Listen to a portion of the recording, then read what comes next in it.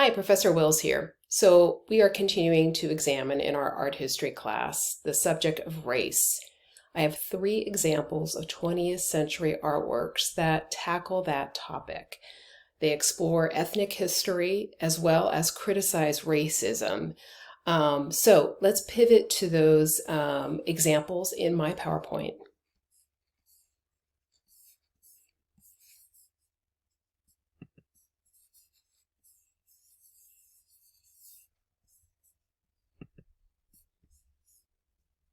All right, our first artist, Marc Chagall, title Over Vitebsk, and it says Russia, France because he lived in both locations from 1915 to 1920. Chagall was a Jewish artist who grew up in Russia but lived as an artist in Paris. His subjects often describe the Jewish experience in Europe, especially as artists and other creatives.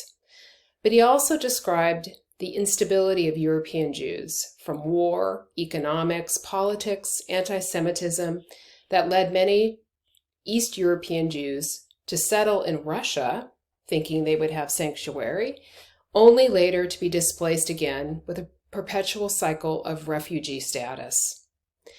The expression passing through translates in Yiddish as over the village, which is exactly what the artist depicts as a man carrying a bundle, and Cain floats over a village in winter. You can just make out an almost completely dark silhouette of that man in the top center of the painting. This kind of fantastical element is very surrealist, with its imagined, almost dreamlike quality, with a strong use of geometric forms and shapes that also show Chagall's use of Cubism, which he learned about, of course, living in Paris. So overall, Chagall's work is often wistful. It's often reflective of his childhood in Russia, and of course, addresses his own ethnic history as part of the story of his people.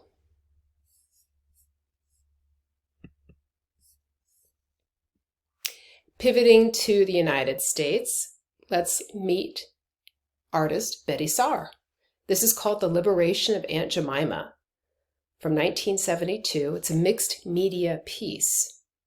While images of African Americans had been relegated to representing them in roles of servitude, or as drunks or fools by a dominant white culture, art made by Black artists in America call out those stereotypes that proliferated in popular and commercial art. Some of you may know Aunt Jemima pancake mix brand, but did you know that aunt used to be a term that referred to female African American servants, like maids and nannies? So it's a term that carries with it a legacy of oppression, which was exactly the problem with Uncle Ben's Rice, another brand that was recently rebranded and renamed after all this time. Can you believe it? It took to the 21st century for that to happen. Aunt Jemima has already historically been depicted as fat and happy, seemingly content with a lifetime of making pancakes forever. Here, Tsar presents 3 historic depictions of Aunt Jemima. The largest sculptural figure represents the earliest, with the darkest skin, facial features that have been reduced to a cartoon-like caricature, hair bound as another form of suppression of identity, and broom in hand, right? The penultimate symbol of servitude. Next is a lighter skinned version of Aunt Jemima, further subtracting her blackness, yet still chained in the role of servitude, this time carrying a white child. In the background is probably the most recent iteration of Aunt Jemima, a headshot on repeat, looking less cartoony and more human, but likely still a construct of a white commercial artist.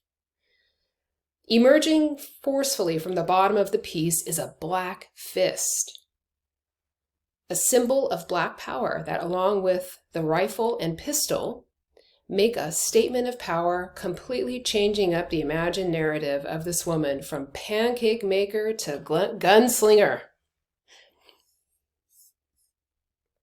All right. An earlier artist from American Black art history is James Vanderzee, a photographer who worked in Harlem, one of the boroughs of New York City, and is associated with the Harlem Renaissance. This is called Society Ladies from 1927. Needless to say, artists who come from the Black community are those who can take the reins of representation and capture authentic portraits of their community. That's what happened in Harlem, where a supportive community, talent, drive, and ingenuity together represented the qualities that made up the Harlem Renaissance, a remarkable cultural phenomenon during the 20th century. Vanderzee was a commercial studio photographer known for his portraits of African Americans living in Harlem. He captured images of prominent intellectuals, people successful in business, and, of course, artists. Here we can see a portrait of 4 women dressed in the latest fashions of the 20s, hair on trend, wearing jewelry, and surrounded by fine furniture and decorative objects that convey a message of people enjoying the fruits of their own success, living the life as high society ladies.